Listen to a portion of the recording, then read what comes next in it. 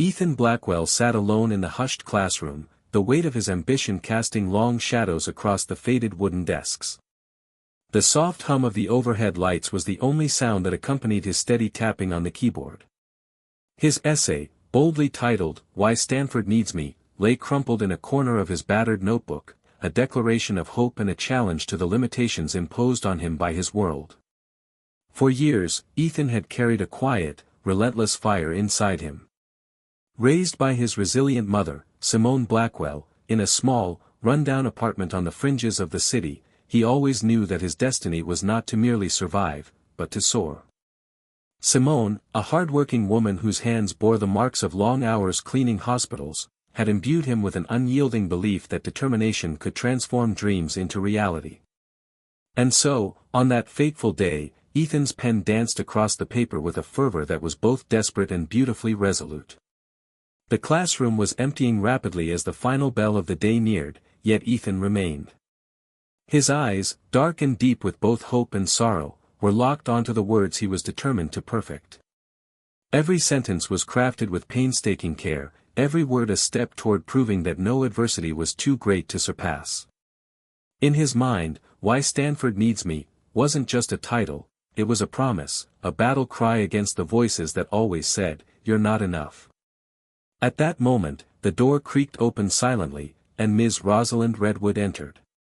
Known for her piercing eyes and a demeanor that oscillated between stern authority and hidden compassion, she had seen countless students dismiss their own ambitions. Today, however, her gaze fell on Ethan and the bold title of his essay.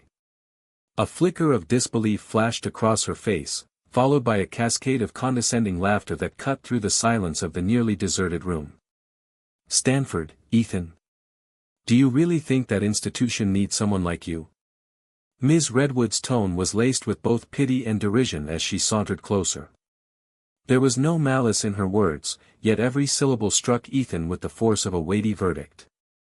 The laughter from the few remaining students in the back, a group known for their carefree arrogance and privileged airs, filled the air, their mockery echoing off the walls. Ethan's pulse quickened. His heart pounded as he lifted his head ever so slightly. He had prepared for this moment countless times in the solitude of his makeshift study nook, each teasing remark and dismissive gaze now materialized in her tone. With a measured calmness that belied the storm raging inside him, he closed his notebook slowly and gathered his papers, his movements a graceful blend of determination and wounded dignity. "Thank you for your advice, Ms. Redwood," he replied in a voice that was quiet yet unwavering, the words barely a whisper against the cacophony of scornful laughter. With that, Ethan rose, stepping away from the judgmental glare of his classmates and the disapproving eyes of his teacher. As he walked out of the classroom, the echoes of derision still following him down the corridors, Ethan felt a peculiar mixture of numbness and burning passion. The air outside was cool, and the late afternoon sun bathed the empty hallways in a warm golden light, a stark contrast to the cold cynicism he had just left behind. Though his body was exhausted, his mind was alight with thoughts of a future that stretched wide and infinite before him. In that brief, painful moment, he understood that every snide comment, every dismissive glance, only fueled his determination. He vowed to himself, with a steely resolve that belied the soft vulnerability beneath, that he would not be defined by the scorn of those who had already resigned themselves to their small world. Instead, he would carve out a space of his own, a space where his dreams, his hard-won talent, could flourish unimpeded. Ethan's journey had always been a silent rebellion. Growing up amid whispers about his background and the relentless weight of low expectations, he learned early on to let silence be his armor.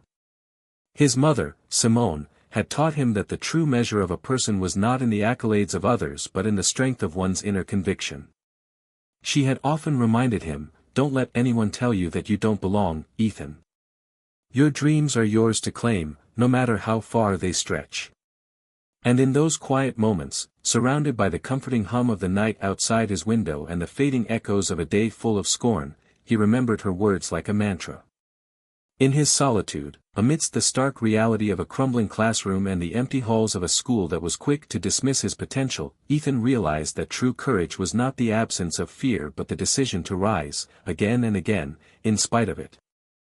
Every step he took toward the exit was laden with the unspoken promise that one day, his words, his very essence, would resonate in arenas far grander than this small, forgettable room.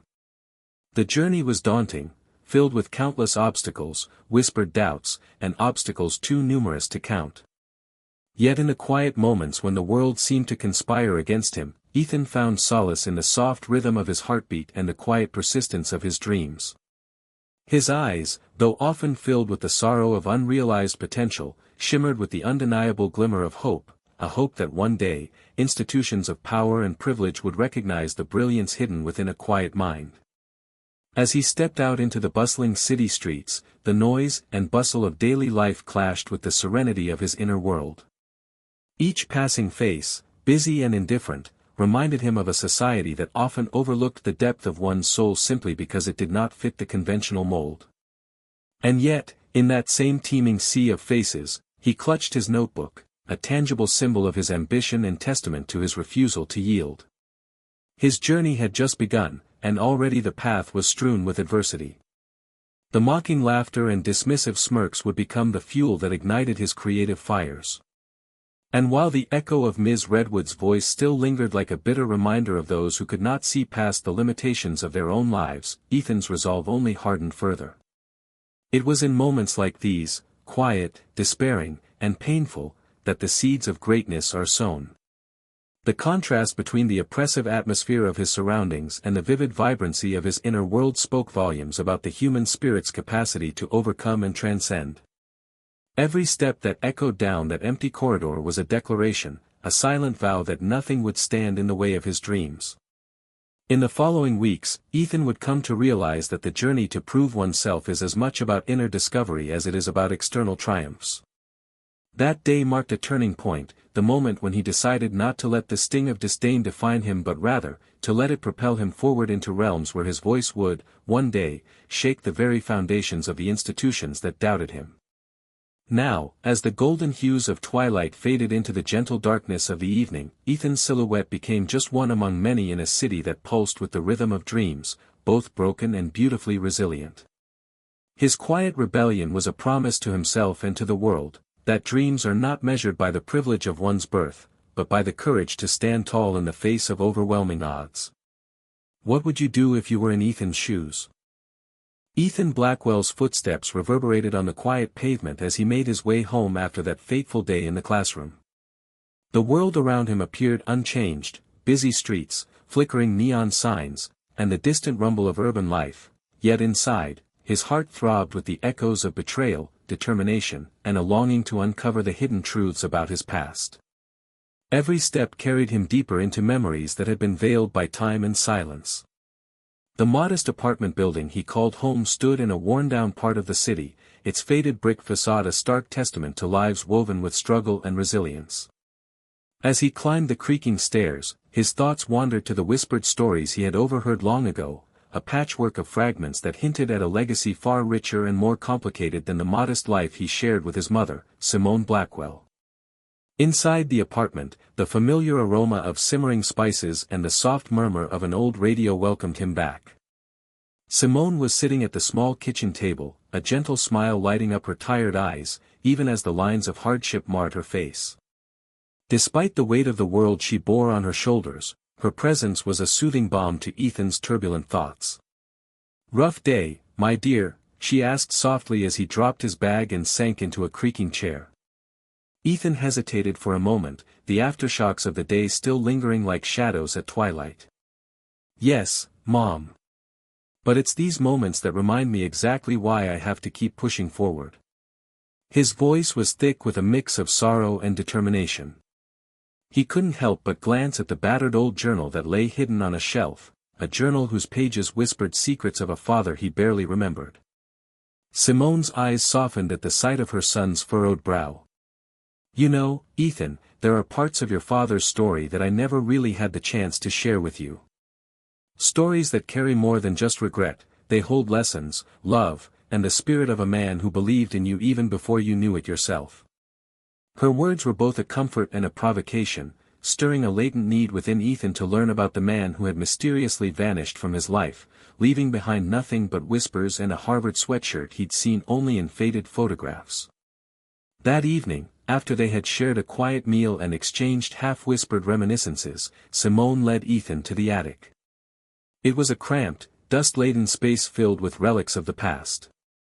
In the corner, under a tattered blanket, sat a battered leather journal with inked pages as fragile as autumn leaves. "This belonged to your father," Simone began, her voice trembling slightly. "William Blackwell wasn't like anyone else. He was brilliant, passionate, and had dreams that went far beyond what anyone thought possible. I kept this safe, hoping that one day you would understand who he was." Ethan's eyes widened as he gingerly opened the journal. The pages were filled with meticulous notes, intricate sketches, and heartfelt entries that spoke of profound ideas and the weight of unfulfilled dreams. Every line was drenched in a yearning to break free of societal constraints, to challenge the status quo and forge a path not defined by pedigree or privilege. In these fragile writings, Ethan discovered a new perspective. His father's dreams had once been as vibrant and daring as his own aspirations. The journal revealed stories of late nights spent poring over books in dimly lit libraries, of debates with mentors whose wisdom brimmed with both kindness and acerbic honesty, and of moments when William had dared to believe in a world where merit mattered more than birth. Yet, intertwined with these proud declarations were sorrowful confessions of the sacrifices he had made, the missed celebrations, the silent tears behind closed doors, and the relentless drive to shape an identity that defied the limitations imposed by the world around him. Moved beyond words, Ethan absorbed every word as if it were a secret key to unlocking his own potential. In that quiet, dusty attic, the weight of his father's legacy settled on his shoulders, an invisible mantle that both inspired and intimidated him. He knew now that the very essence of his dreams was not born solely from youthful ambition, but from the resilient spirit of a man who had fought against overwhelming odds, a man who, despite his brilliance, had been forced to surrender to life's harsh realities. Days turned into weeks, and the revelation of his father's journal began to fuel a transformation in Ethan. His eyes, once clouded with the sting of humiliation from the school day's mockery, now shone with a nascent resolve. Every evening, after the world outside had quieted and Simone had tucked him in with gentle reassurances, Ethan would return to the attic. There, amidst the dust and memories, he read, annotated, and reread the journal. The pages became his silent companions, whispering forgotten lessons and urging him to press forward. Yet, as the allure of his father's legacy mingled with newfound purpose, a darker undercurrent began to weave its way through his days. Rumors of a prestigious scholarship and clandestine connections between his father and Ivy League institutions had long swirled around the neighborhood, like murmurs that danced on the edge of truth.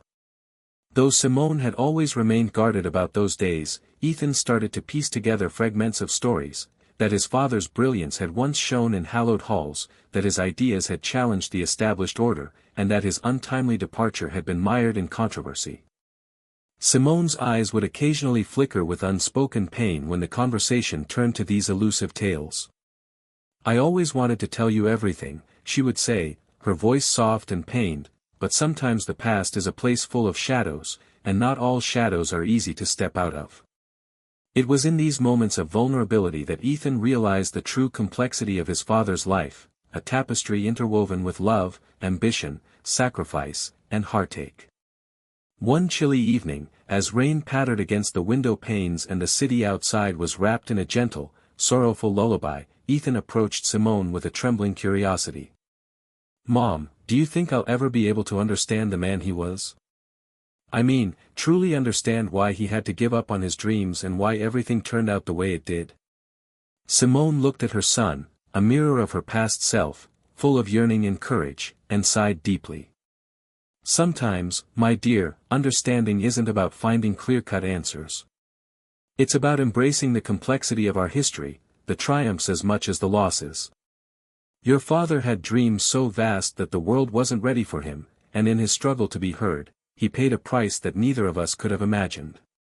Her eyes glistened with unshed tears as she continued, "But remember this, his legacy is not defined by the disappointments he faced, but by the lives he touched with his ideas and the path he carved out for those who dare to dream differently. Ethan pressed his forehead against the cool glass of the attic window, letting the raindrops mirror the cascading emotions within him. In that reflective silence, he vowed that he would carry forward the ideals his father had held so dear. No longer would he be confined by the narrow expectations of those who deemed him unworthy.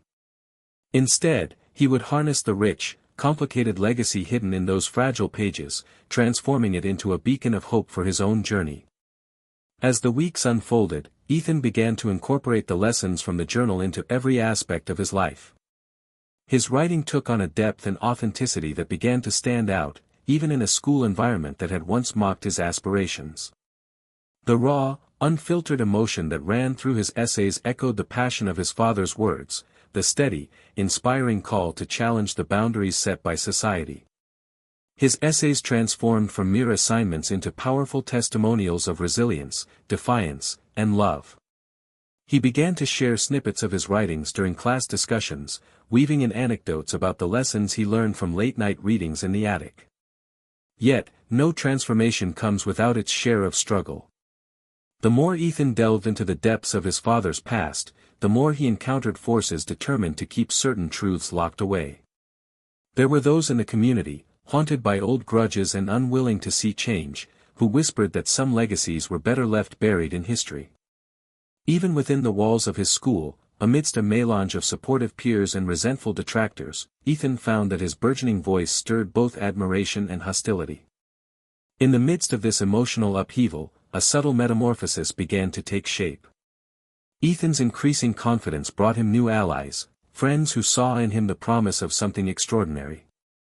A quiet classmate, Lila Matthews, whose gentle smile belied a brave and determined spirit, approached him one afternoon after class. "Ethan," she said softly, "I've noticed your essays, they're not just words on paper. They have heart.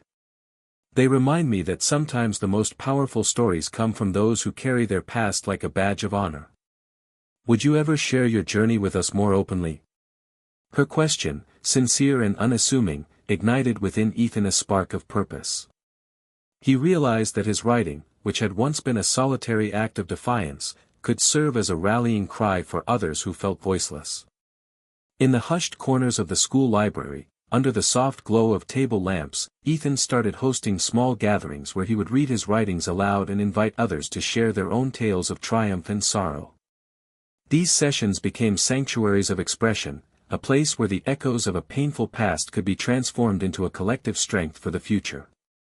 Despite these newfound connections, Ethan remained acutely aware of the internal battle he was engaged in, a struggle to reconcile the idealized memory of his father with the messy, heart-wrenching reality of life. Late at night, when the world lay silent and his mind raced with contemplative fragments, he would often find himself returning to a particular passage in the journal, a line that read, "In the labyrinth of our past, every shadow holds a light waiting to be discovered." It was as if his father's voice reached out from beyond the veil of time, urging him to look beyond the pain and see the possibility of redemption, transformation, and renewal. As autumn deepened into winter, with chill winds whispering promises of change, Ethan's understanding of himself and his lineage grew ever more profound. He began to see that his father's struggles were not just personal failings, but reflections of a society that had never been kind to those who dared to stand apart. And in that realization, he found the strength to begin mending the broken pieces of his own identity. One crisp, clear morning, as frost decorated the window panes and the sky shimmered with the pale light of dawn, Ethan found himself ready to take the next step in his journey. With the journal clutched firmly in his hand and his heart buoyed by the resolute echoes of his father's words, he resolved to write an essay that was not just a testament to his own dreams but an homage to the indomitable spirit of those who had fought for a more just world. In that moment, the burden of the past no longer felt like a chain but a source of inspiration, a reminder that every hardship, every whispered doubt, was a stepping stone to greatness. His father's legacy, once hidden in the shadows, now burned brightly within him, lighting the path forward. Ethan knew that the journey ahead was fraught with obstacles, but armed with the revelations of the past and the love of those who believed in him, he was ready to face whatever came next. As he sat at his desk later that day, the soft glow of a desk lamp illuminating the earnest lines of his new essay, a question bubbled up in his mind, a question that he wanted to ask those who, like him, had weathered storms of injustice and misunderstanding. What legacy from your past has lit the path to your future? The next few weeks at Eastwood High School had brought not only a renewed inner fire for Ethan Blackwell but also a storm of challenges that threatened to derail his hard-fought progress. The once quiet corridors now buzzed with hushed conversations, and every locker and classroom corner seemed to whisper rumors of a plot hatched in the shadows. Ethan's rising prominence, a beacon of hope for some and a provocation for others, had drawn unwanted attention from those who had long reveled in the comfort of the status quo. It began innocuously enough. In between classes, Ethan noticed that his textbooks were mysteriously misplaced or that notes he had meticulously written on the margins of his notebooks were erased overnight. At first, he dismissed these incidents as mere pranks from envious classmates. But soon, subtle signs of sabotage escalated. The quiet spaces he had reserved for reading and writing, such as the school library's secluded corners, became arenas of furtive glances and whispered warnings. The relentless pressure that had built in his heart from daily dismissals and ridicule now reached a fever pitch in the halls of his school. A bitter chill settled over the once familiar environment of Eastwood High as an undercurrent of hostility emerged. A clique of privileged students, led by a calculating young man named Brandon Sterling and his loyal follower, Caleb Monroe, had grown increasingly resentful. They had enjoyed an unchallenged reign of popularity and influence, confident that no one could ever disrupt their well-orchestrated hierarchy. But Ethan's rising star, illuminated by the fierce legacy of his late father and the inspiration drawn from Simone's unwavering love and sacrifice, had turned him into the living embodiment of a threat they never anticipated. One particularly bleak afternoon, as storm clouds gathered overhead, Ethan sat in the nearly deserted art classroom, a place of solace where the splatters of paint and scattered charcoal sketches formed a small world of his own. Lost in his thoughts and scribbling down new ideas for his essays, he became aware of a furtive rustling behind the door. Glancing up, he saw Brandon and Caleb leaning against the frame, their expressions a blend of smug amusement and cold calculation. "Ethan, isn't it a bit naive to think that you can change the world with your scribbles?" Brandon drawled, stepping into the room with an air of superiority. His voice, light yet laced with venom, carried over the stillness of the space. "Maybe you should stick to what you're good at. Not everyone is cut out for big dreams." Caleb chuckled, shaking his head as if in disbelief. "Yeah, sometimes the best idea is to just fade quietly away. After all, the system has always worked perfectly for people like us." Ethan's heart pounded in his chest, a mixture of anger and hurt surging through him. He had expected resistance, of course, but this unprovoked public ridicule stung deeply, especially when it came from those who were supposed to be his peers. Instead of unleashing his fury and anger, he chose to remain silent, his eyes fixed on the swirls of paint on the worn-out easel, trying to gather his strength for the inevitable battle that lay ahead. Over the coming days, the covert machinations against Ethan grew bolder. Anonymous notes were pinned to his locker, questioning his intelligence and condemning his very ambition. Email accounts, previously used solely for his heartfelt writings, were infiltrated by anonymous accounts that derided him and threatened to expose supposed secrets of his personal life. Each new assault on his dignity left Ethan feeling exposed and vulnerable, yet it also steeled his resolve. Behind the veil of humiliation, he recognized these acts of sabotage for what they were, desperate attempts by his detractors to maintain their privileged grip on power and social order.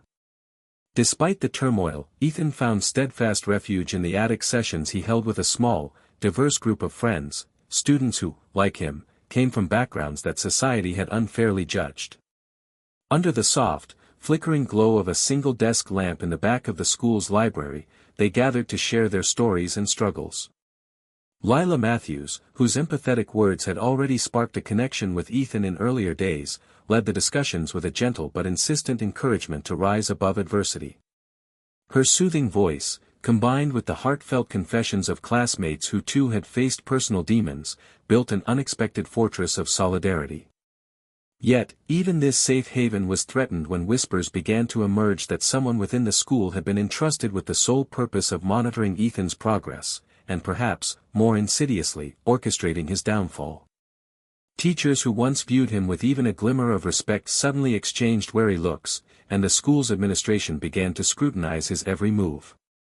Rumors swirled that the district office, eager to placate influential families, might intervene if Ethan's behavior was deemed disruptive to the academic environment. One chilly morning, as Ethan was hurrying across the sprawling corridor with his stack of freshly printed essays clutched tight to his chest, he overheard a snippet of conversation near a bulletin board. Two staff members discussed a confidential meeting scheduled for later that day, a meeting that, if the rumors were true, might target him directly. The walls, once silent witnesses to his struggles, now seemed to pulse with the weight of inevitability. Ethan's pulse quickened as he sensed that the storm was not only gathering but imminently set to break. At lunch, as the din of student chatter filled the crowded cafeteria, Brandon and Caleb circled around Ethan like vultures. With whispered comments and sly smirks, they revealed plans to expose him in front of the entire school. They claimed to have found damning evidence of academic dishonesty, allegations that cut deeper than the usual jibes about his background. To Ethan, whose heart had already borne the brunt of humiliation, the news felt like a final, crushing blow. In a desperate bid to salvage what remained of his reputation, Ethan sought refuge in the warmth of the school's guidance office. Ms. Fiona Graves, the empathetic counselor known for her wise counsel and quiet determination, listened intently as Ethan recounted the escalating harassment, the ever more inane accusations, and the palpable air of conspiracy that now surrounded him. Her lined face softened with concern as she promised to look into the matter discreetly. Yet, even as she assured him that she would support him through every misstep, Ethan sensed that some wounds ran too deep to be mended by simple office visits and sympathetic words. That evening, as twilight surrendered to the oppressive darkness of night, Ethan's sanctum in his attic became both refuge and battleground. Surrounded by relics of his father's past and the comforting hum of Simone's gentle lullabies from the apartment below, he pored over the pages of the leather-bound journal. The familiar, poignant words, each sentence a testament to resilience and defiance, kindled a renewed determination. He recalled his father's struggles, the sacrifices made for a dream that was never entirely his to claim, and he vowed to use those memories as a rallying cry against the forces arrayed against him. In that moment of solitude, Ethan began to draft a new essay, a declaration of his integrity and an unyielding rebuttal to the bitter lies intended to trap him. The words flowed from his pen like a torrential storm of emotions, mingling anger, sorrow, and a fierce, unbreakable pride. Every line was imbued with the spirit of resistance, a fervent demand not only for justice but for recognition of the inherent worth of every individual, regardless of their past or social standing. The following day, as the storm outside raged with a torrential downpour that mirrored the tumult within Ethan's heart, the much-dreaded meeting was announced. In the austere, cold confines of the principal's office, Ethan was called in alongside a few other students. The room was adorned with certificates and academic honors, a stark reminder of the institution's relentless pursuit of perfection. Principal Martin Hawthorne, a man whose imposing presence had long dictated the unspoken rules of conduct, stared sternly at Ethan. Beside him sat Ms. Fiona Graves, her eyes reflecting both professional concern and personal empathy. "Ethan," Principal Hawthorne began, his tone clipped and formal, "there have been serious allegations raised regarding academic integrity. Evidence suggests that certain actions on your part may compromise the values we uphold at Eastwood High." His words were careful, calculated, and designed to embarrass. Ethan's stomach churned as he listened. The fabricated evidence, hastily assembled snippets of emails, manipulated drafts, and contrived testimonies, was presented not as objective facts but as instruments of humiliation. Every document seemed tailored to strip him of his dignity and validate the cynical worldview of those who resented his assent. In that moment, Ethan felt the crushing weight of injustice, a familiar companion throughout his life. Yet, even as tears blurred his vision, he summoned the strength of every hardship he had endured. With a clear, steady voice that resonated with authenticity, he declared, "I did not cheat. Everything I have written, every idea I've shared, is mine. Someone is trying to undermine my potential. His words, though softly spoken, filled the room with a defiant power that rippled through the stunned silence. The confrontation in the principal's office escalated. Ms. Graves interjected with supportive remarks about Ethan's character and his consistent record of integrity.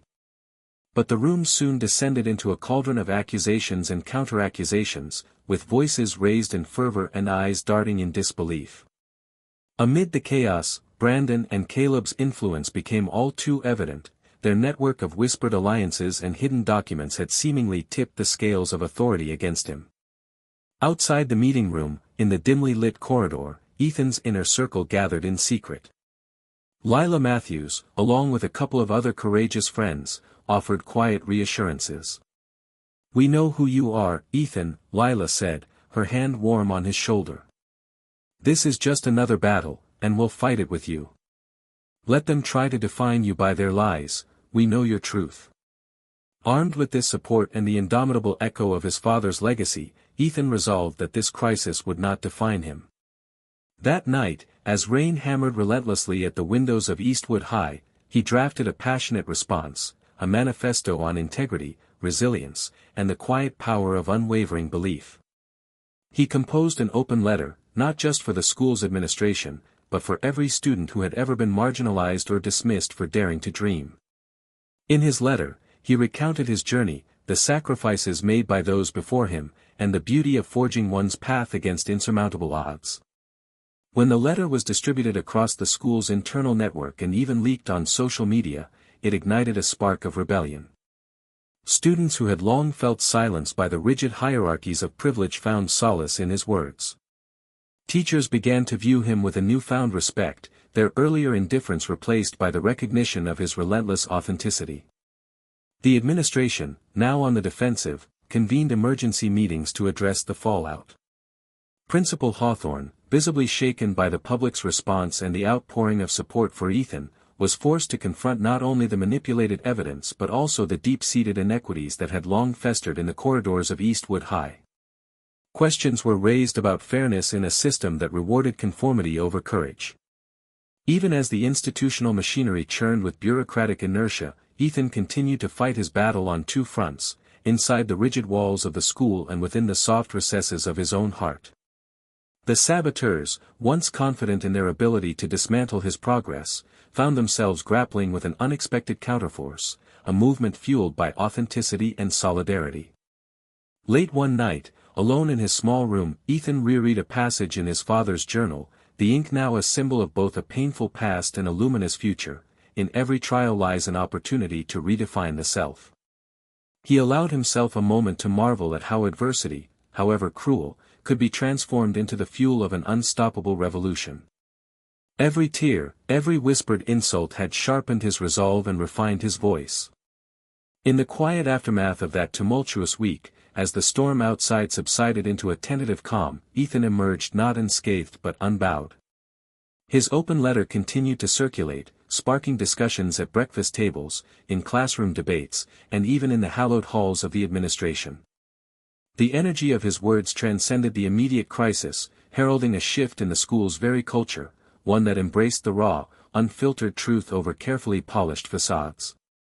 Standing before a mirror that evening, Ethan took a long, steady breath. His eyes met his own reflection, a young man marked by scars both visible and hidden, yet unburdened by the weight of doubt. In that quiet moment, he embraced the knowledge that his journey was still unfolding, each step a testament to the power of resilience in the face of orchestrated adversity. And as he prepared for another day, a day that would bring new challenges, unexpected alliances, and perhaps even greater triumphs, Ethan felt a stirring of hope swell within him. The crisis in the halls of Eastwood High was not the end of his story, it was merely a pivotal chapter in a journey that would eventually transcend every narrow expectation and every attempt to hold him back. How would you stand up for your truth when faced with forces determined to silence you? In the days that followed the explosive confrontation in Principal Hawthorne's office, the atmosphere at Eastwood High shifted palpably. The debates, whispers, and furtive glances in the hallways seemed charged with a newfound electricity, a mix of trepidation and anticipation, as if the long-dormant spirit of rebellion was awakening within every student. For Ethan Blackwell, every sunrise brought the lingering realization that the path to self-actualization was littered with obstacles, yet he was no longer willing to let his detractors define him. Each challenge, each attempt to thwart his progress, only fueled his determination to prove his integrity and claim his rightful place in the narrative of change. That same morning, as rain tapped a gentle rhythm against the tall, narrow classroom windows, Ethan sat at his desk contemplating his next move. The aftermath of the open letter had not only ignited an impassioned response from his peers but had also reached the eyes of the wider community. Messages of support flooded his school email, a mix of encouraging words, heartfelt confessions, and even timid admissions from those who had once felt powerless under the weight of conformity.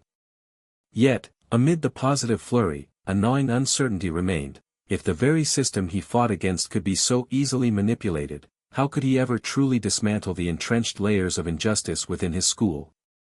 Across town, the corridors of a prestigious preparatory institution buzzed with a different sort of urgency.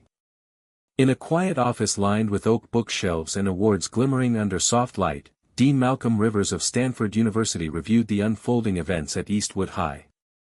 Known for his discerning eye and his commitment to diversifying academic excellence, Dean Rivers had been keeping a close watch on Ethan's journey ever since whispers of the young writer's defiant spirit reached his ears. The dean's inner circle had shared concerns about the seemingly orchestrated sabotage against Ethan, viewing it as a mirror to the systemic inequities that plagued many educational institutions. For Dean Rivers, the escalation of the conflict was not merely a crisis, it was an opportunity. When the system is unjust, it tends to push the exceptional out of sight, he remarked in a brief meeting with his advisory team. Ethan's story is unfolding as a beacon for change. It would be a travesty not to support him fully and ensure that such unwavering authenticity is not penalized by bureaucratic blindness. A plan began to take shape, one that would see the university offering not only moral backing but also concrete assistance to Ethan, should he choose to embrace the challenge ahead. Meanwhile, back at Eastwood High, the tension had reached a tipping point. The clandestine network of privileged students, spearheaded by Brandon Sterling and Caleb Monroe, was rapidly mobilizing. Their latest scheme was more audacious and personally invasive than before, a plan designed not only to tarnish Ethan's reputation but also to force him into a corner, leaving him no room to maneuver. Rumors began circulating that their allies within the school's administrative circles were preparing to launch an investigation that would cast a long, suffocating shadow over his academic record. At lunch on a chilly Wednesday, Ethan sat with his small circle of trusted friends in a secluded corner of the cafeteria. Lila Matthews, whose calm resolve had become a pillar of support, looked at him with sincere concern. "I overheard some teachers talking about re-examining your academic records, something about discrepancies and fabricated evidence." Her words were barely a whisper, yet they reverberated loudly in the space between them. Eyes filled with worry and determination met Ethan's steady gaze. "They want to silence you," he said quietly, the fire of indignation burning anew in his heart. "But we're not going to let them erase our truth."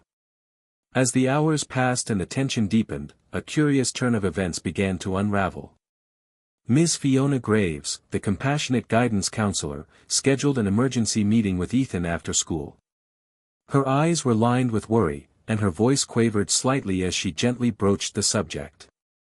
"Ethan, I've been contacted by someone on the district's oversight board. They want to discuss some anomalies regarding your file and the evidence that's been presented against you." Despite the ominous tone of her message, there was an undercurrent of hope too, a subtle assurance that someone with influence was beginning to question the fairness of the charges. That afternoon, in the sterile quiet of the principal's office, Ethan found himself facing a panel composed of Principal Hawthorne, Ms. Graves, and two other officials whose expressions betrayed uncertainty. Instead of the usual cold-blooded accusations, there was now a tentative openness, a willingness to listen to his side of the story without the earlier overt hostility. As documents were spread out on the table, each piece appeared meticulously assembled to implicate him in behavior that was nothing more than a malicious fabrication. Yet, Ethan, steeled by his previous experience, recounted his story with calm resolve, his voice steady and measured. "I've dedicated every moment to being honest in my work," he said, glancing briefly at a supportive Ms. Graves. "All of these allegations are not just a personal attack, they're designed to undermine my promise to transform my life and, by extension, challenge the ways in which this school has undervalued potential." His words, softly pronounced but imbued with an unyielding certainty, stirred something deep within the room.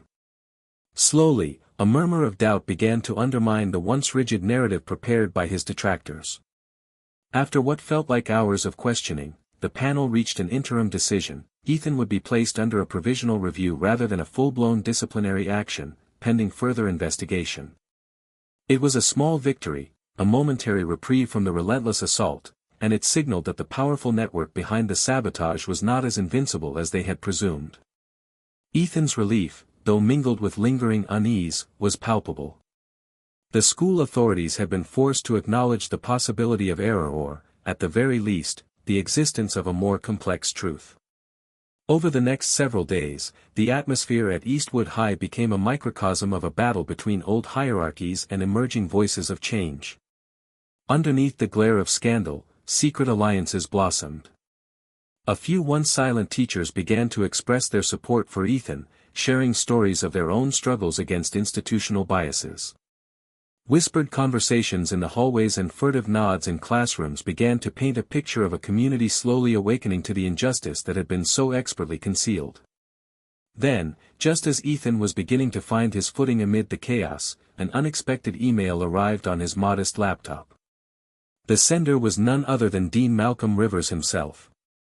In the message, the dean outlined a proposal for a mentorship program, an initiative designed to offer guidance and direct support for students like Ethan, whose resilience shone through adversity. "Your voice matters," the email read, "and I want to help ensure that it is heard in spaces where it can truly create change." The message was unambiguously supportive, offering not only moral backing but also a tangible pathway toward realizing his academic dreams on his own terms.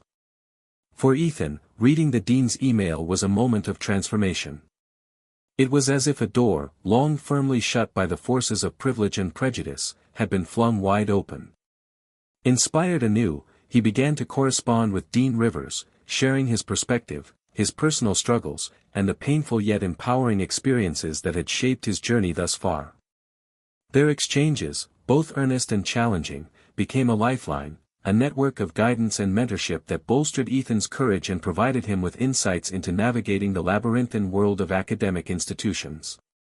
Simultaneously, the wave of grassroots support from his peers continued to swell. In small groups gathered in quiet corners of the library and in the recesses of after-school clubs, students discussed how the mounting evidence of unfairness could no longer be ignored. Social media became a tool of resistance. Heartfelt posts, videos, and anonymous messages cast the spotlight on the corruption brewing within the school's administration. What had once been a lonely struggle was now evolving into a community movement determined to challenge the status quo. One evening, as Ethan sat at his desk drafting a response to the latest round of defamatory emails, a knock at the door startled him. It was Lila Matthews, her face radiant with hope and conviction.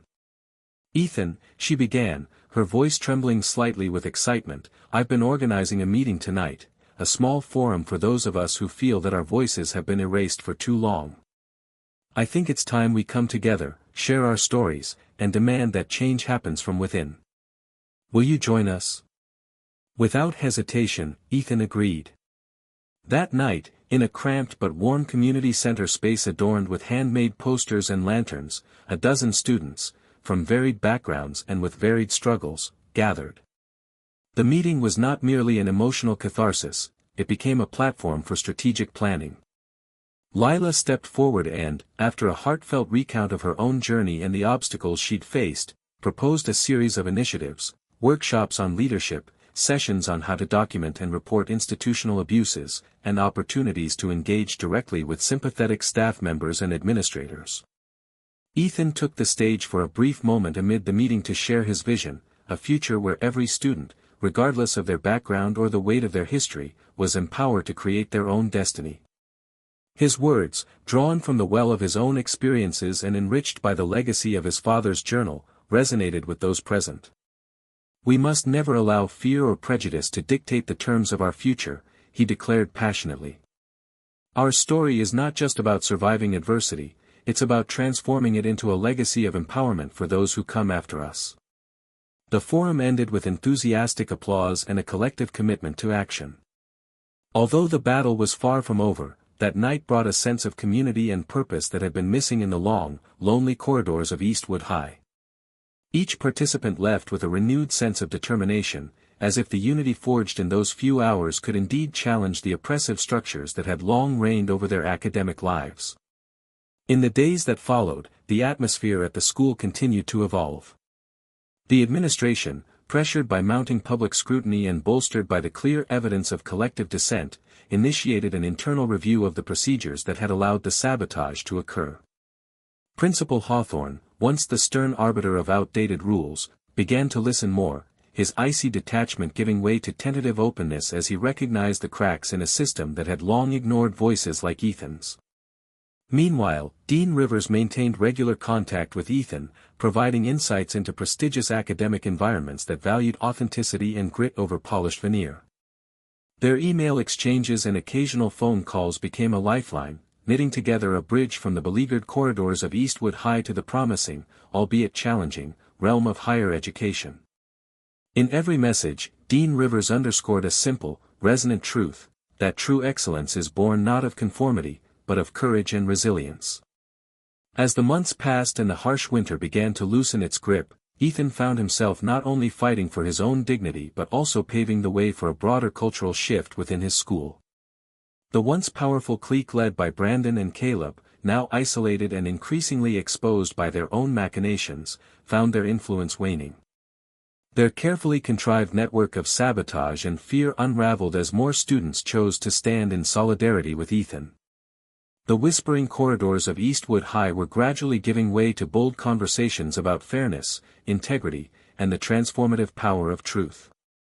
Late one afternoon, as the twilight cast long, reflective shadows across the school's old brick walls, Ethan stood before a cluster of students gathered for an impromptu discussion. The echo of his father's journal and the unwavering support from his mentors seemed to converge into a single, powerful message, that every moment of struggle was paving the way for a future that cherished authentic voices, irrespective of their origins. "We're writing our own stories," he told them, "and these stories, our stories, are the true markers of our legacy." In that transformative moment, the tide of change was undeniable. It was a truth that resonated far beyond the walls of Eastwood High, reaching into the hearts of all those who had ever dared to dream, despite the odds. And as Ethan's journey continued to unfold with both triumphs and setbacks, one thing became clear: while the battle against systemic injustice was arduous, each act of defiance was a step towards a more inclusive, equitable future. How will you use the challenges in your life to fuel your own journey of change? Over the next several weeks, as spring inched closer and tentative blooms began to push through the frosty remnants of winter, Ethan Blackwell found himself straddling two worlds. On one side lay the embattled halls of Eastwood High, a place where the battle for respect and truth was waged daily, and on the other, a horizon of academic promise that beckoned with the possibility of a life transformed by education and the support of unexpected mentors. In the quiet moments between heated debates and secret gatherings, Ethan's thoughts often drifted back to the leather-bound journal that had become his most cherished possession. The intimate pages, yellowed with age and inscribed with the hopes and regrets of his father, William Blackwell, offered him solace and guidance like no other. Yet, with every turn of the page, Ethan sensed that there were more chapters left unread, stories that could illuminate the truth about his father's journey and the deeper family secrets that had remained hidden for so long. One late afternoon, after a particularly trying day at school filled with fresh challenges and murmurs of further investigations, Ethan returned home to find his mother, Simone, waiting in the modest living room. Her eyes, warm with both love and anxiety, met his tired gaze. "Ethan," she began softly, "there's something I have to tell you, something about your father that I've kept hidden for far too long." The gravity in her tone made Ethan pause. He had long sensed that there were undisclosed truths lurking behind the gentle strength of his mother's smile. They sat together at the worn kitchen table, a single lamp casting soft shadows on the faded wallpaper. Simone took a trembling breath before continuing, "Your father was not only brilliant, he was also deeply involved in projects that attempted to break barriers in academic research. He collaborated with some of the most prestigious minds at Stanford, even before everything went wrong." Ethan's heart pounded. The bare mention of Stanford, the institution that had sparked so much hope and conflict in his own journey, reverberated powerfully within him. Simone's voice wavered as she recalled the past. William had been part of a secret initiative, a research project that bridged cutting-edge technology with ethical practices in healthcare. They believed that true innovation could only happen if excellence was nurtured outside of traditional boundaries. Your father dedicated countless hours to that project, often sacrificing personal dreams for the greater good.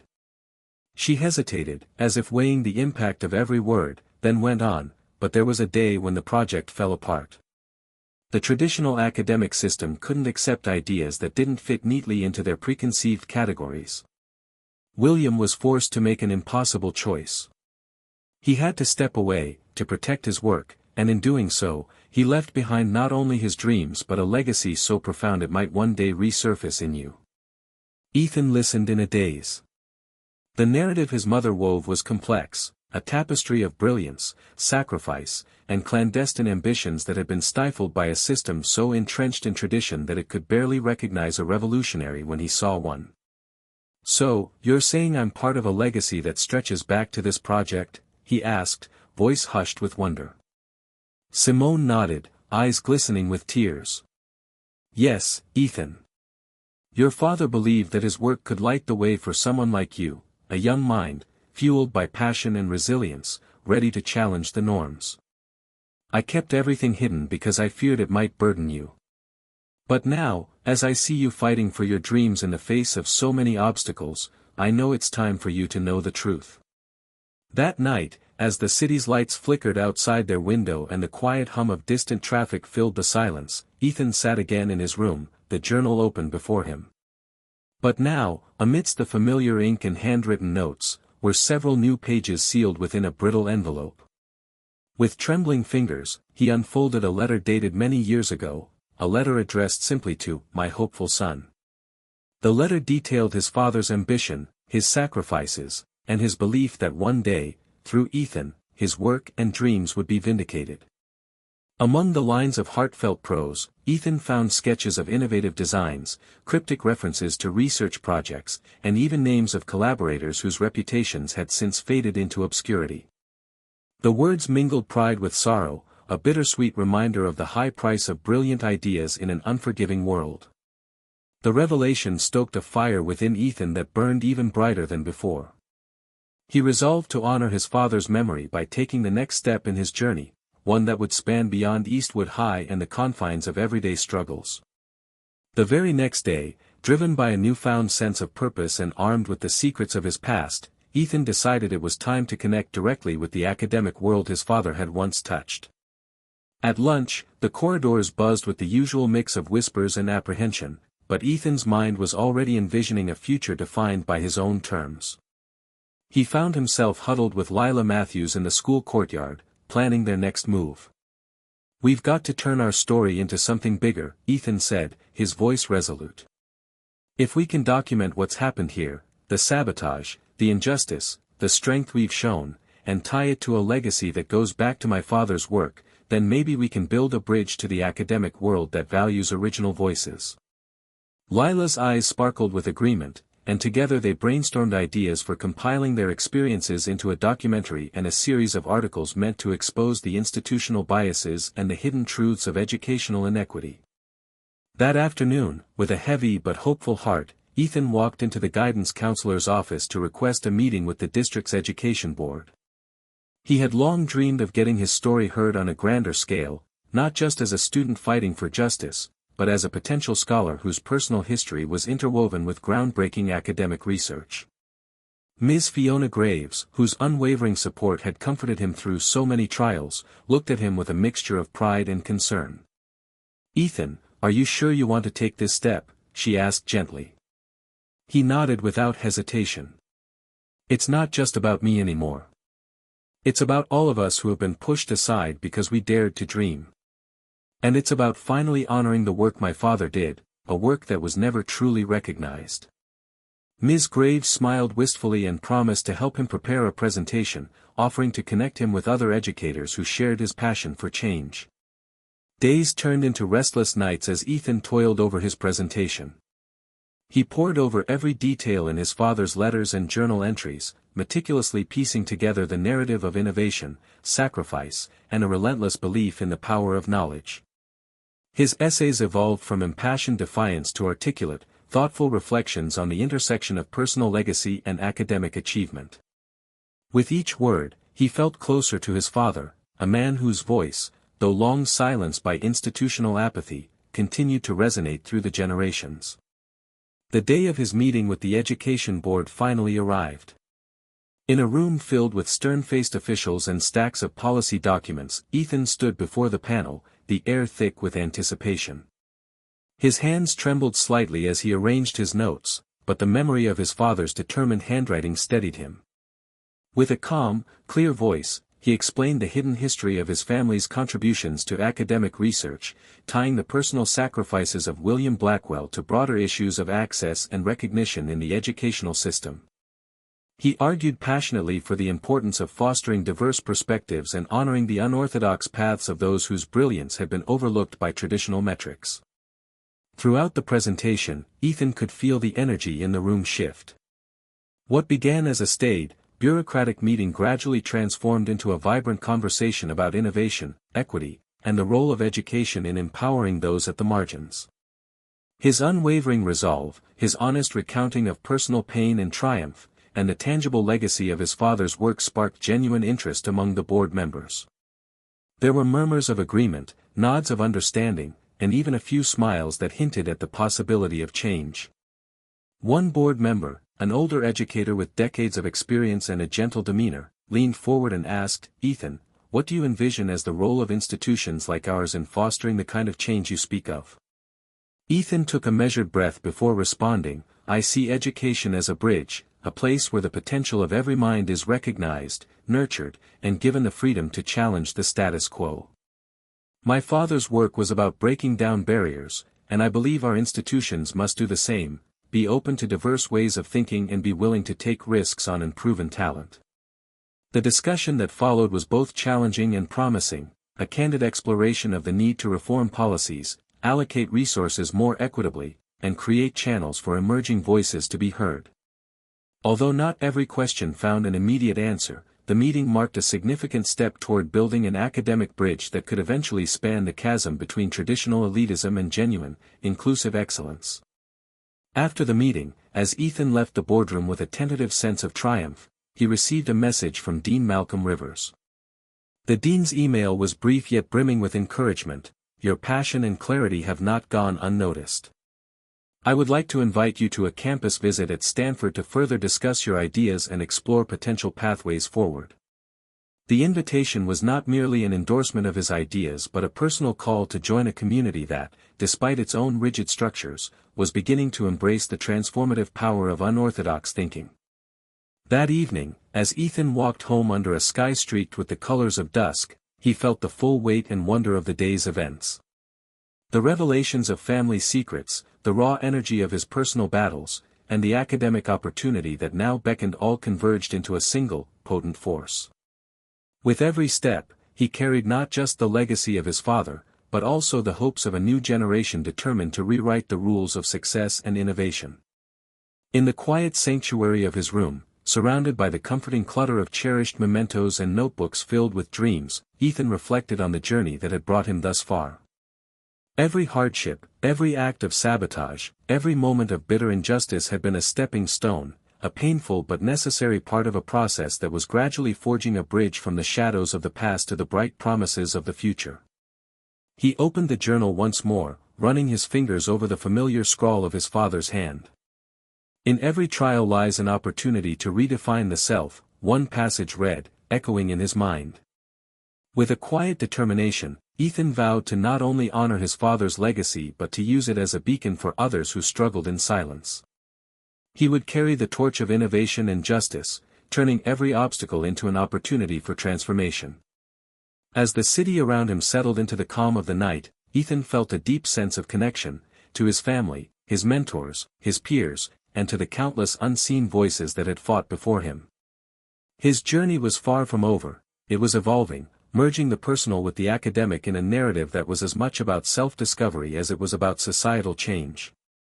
What family legacy inspires you to overcome your personal challenges and build a brighter future? The invitation from Dean Malcolm Rivers to visit Stanford had been the turning point that Ethan Blackwell had long yearned for, a tangible affirmation that his long, arduous journey through adversity had not gone unnoticed. In the weeks following his pivotal meeting with the District Education Board, Ethan's life was a whirlwind of preparation. The chatter in the hallways of Eastwood High now carried a tone of anticipation rather than derision, and his supporters, friends, teachers, and even sympathetic administrators, whispered words of encouragement as his story began to resonate far beyond the confines of their small school. At last, the day came when Ethan would cross the threshold of Stanford University, a campus steeped in tradition yet, as he had come to learn, with a growing openness to voices that dared to defy conventional expectations. The morning was crisp, and a golden light bathed the city as Ethan's mother, Simone, drove him to the campus shuttle stop. Her eyes shone with a mix of pride and quiet relief as she reminded him, "Remember, Ethan, this journey is about more than just proving yourself to them. It's about affirming who you are, and in doing so, creating a path for those who come after you." With his father's leather journal securely tucked into his backpack and his meticulously prepared notes clutched in his hand, Ethan boarded the shuttle. As the vehicle glided toward the campus, he watched the towering modern buildings and timeless ivy-clad walls pass by, each a symbol of an institution that had once seemed so distant and impenetrable. Now, it felt like an essential waypoint on his journey toward reclaiming a legacy that had been shrouded in mystery and misfortune.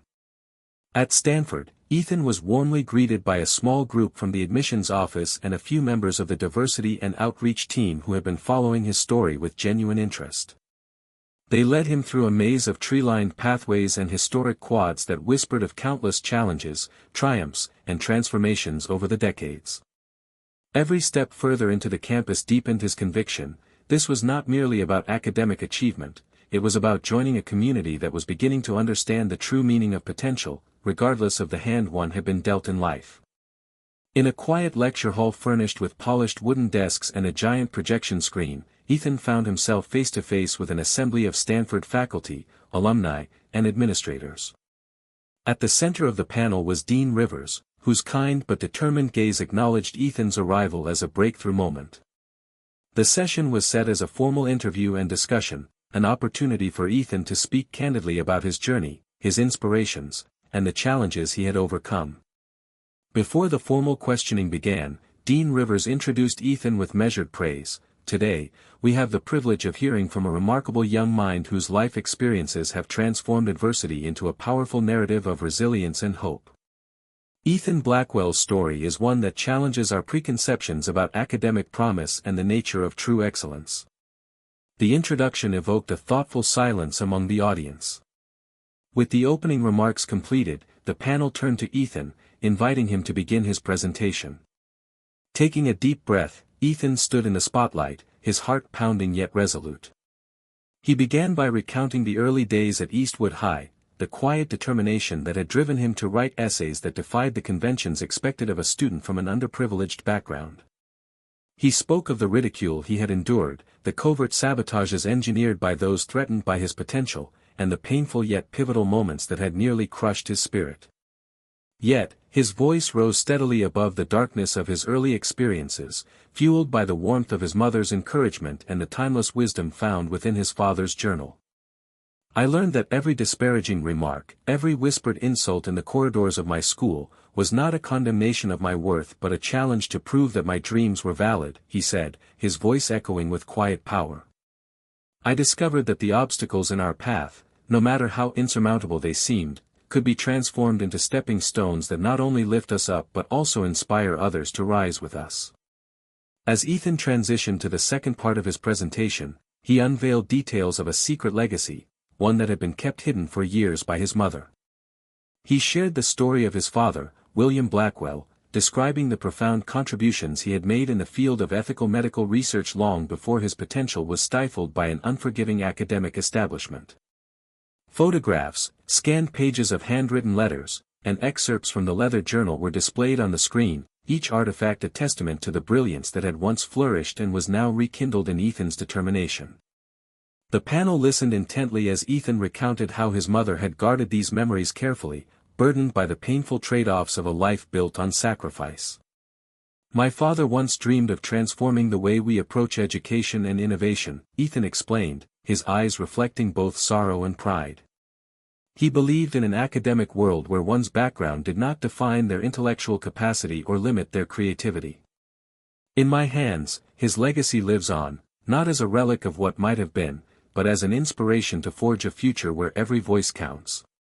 An undercurrent of emotion swelled throughout the room. Questions followed, some gentle, some probing, as the panel sought to understand not only the specifics of his experiences but also the broader lessons he had learned. One senior professor leaned forward, asking, "How do you envision bridging the divide between traditional academic institutions and the fresh perspectives you bring from your own journey?" Ethan responded thoughtfully, "I see the future of education as a collaborative mosaic. Each student brings a unique piece to the larger picture of knowledge. Bridging the divide isn't about forcing one model on all, it's about creating spaces where diverse ideas can coexist, challenge each other, and ultimately lead to breakthroughs that honor all of our experiences." His response was measured, articulate, and underscored the core of his personal philosophy, a belief in the transformative power of community and inclusivity. The discussion turned toward actionable ideas. Ethan outlined proposals for mentorship programs that connected students from disadvantaged backgrounds with leading scholars, suggesting the creation of archival projects that would document and celebrate unconventional paths to academic success. His suggestions were pragmatic yet visionary, merging his personal insights with a call for systemic change. Throughout the interview, Ethan's composure and candor shone through, even as he recounted episodes of deliberate sabotage and the loneliness of navigating an unsympathetic world. He spoke of the solidarity he had found among a small circle of friends and mentors who had rallied behind him, transforming moments of isolation into opportunities for collective empowerment. "I stand here today not simply as an individual who has overcome," he declared, "but as part of a broader movement that recognizes the inherent worth of every dreamer, a movement that challenges us to rethink how we measure success." As the questioning drew to a close, the room erupted in subdued applause. It was not a raucous ovation, but one filled with the quiet, respectful acknowledgement of remarkable resilience and vision.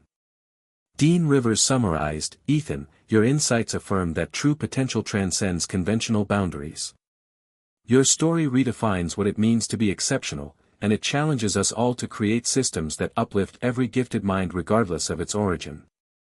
After the formal session, Ethan lingered in a quieter corner of the lecture hall where a few professors and students gathered for informal discussion. There, he met with Dr. Lena Foster, a dynamic scholar who had long advocated for educational reform. "Your presentation today," she remarked as they talked over coffee in the bustling campus cafe, "was not just a defense of your character, it was a blueprint for reimagining how academia values talent." Their conversation delved into practical steps, collaborative research projects, community outreach initiatives, and even a pilot program that would allow students from Eastwood High to spend a semester at Stanford. Dr. Foster's enthusiasm was infectious, and for the first time, Ethan began to see a real bridge forming between his past struggles and a future filled with possibility. The day stretched into the evening, and as dusk fell over the sprawling campus, Ethan found himself alone on a quiet walkway, the gentle illumination of campus lights reflecting off the polished stone paths. In that serene solitude, he allowed himself a moment of introspection, replaying the day's events, the raw vulnerability of his revelations, and the hard-won triumph of having his truth acknowledged by some of the most respected minds in academia. It was a moment of reconciliation, with the past and its painful legacy, with his identity forged in the flames of adversity, and with the potential of a future where his contributions might, at last, be fully recognized. Later that night, as he sat by his dormitory window with the soft hum of campus life below, Ethan opened the old journal one more time. The familiar, idiosyncratic handwriting of his father now took on new meaning, a constant reminder that every setback was an integral part of a larger journey. The pages echoed with a timeless message: that greatness is not measured by the ease of one's path, but by the courage to persist against all odds. In the final moments of his visit, Dean Rivers arranged a quiet farewell dinner. Over plates of hearty food and warm conversation, Rivers confided, "Your determination reminds me of why we must always challenge the status quo. I believe that your story will resonate far beyond these walls, and will help catalyze the changes needed within our own institutions." His words were not mere platitudes but a sincere pledge to assist in creating a more equitable future. As Ethan left the dinner with a heart full of hope and a mind buzzing with new ideas, he realized that the final countdown had begun, not a countdown to an end, but to a new beginning. Back at Eastwood High, his journey had already sparked a revolution of thought. Now, armed with the support of a prestigious institution and his own unassailable truth, he felt empowered to return to his roots and help ignite change at every level of his community. Standing at the threshold of both worlds, the scrappy, resilient life he'd known at Eastwood High and the promising, transformative avenues awaiting at Stanford, Ethan understood that his path was not defined by any single moment of hardship or triumph, but by the cumulative strength he drew from every experience. Each challenge had refined him, and every act of solidarity had reinforced his commitment to create a future where integrity, innovation, and compassion were not just ideals, but the very foundations of success. In the echo of your own battles, what truth will you choose to champion as you step into a new dawn? Thank you for being a part of this journey with us. Your presence, your support, and your belief in the possibility of a better tomorrow mean more than words can express. Always remember, you are capable, you are worthy, and you are deeply loved. If this story has touched you and inspired you to look at your own life with renewed hope, please join our community. Together, we can continue to share messages of empowerment, spread the love that unites us all, and work towards a future where every dreamer is given the chance to shine. Don't forget to subscribe to our channel for more uplifting stories, heartfelt messages, and inspiring journeys that remind us all how beautiful our shared human experience truly is. Thank you, and until next time, keep dreaming and keep loving.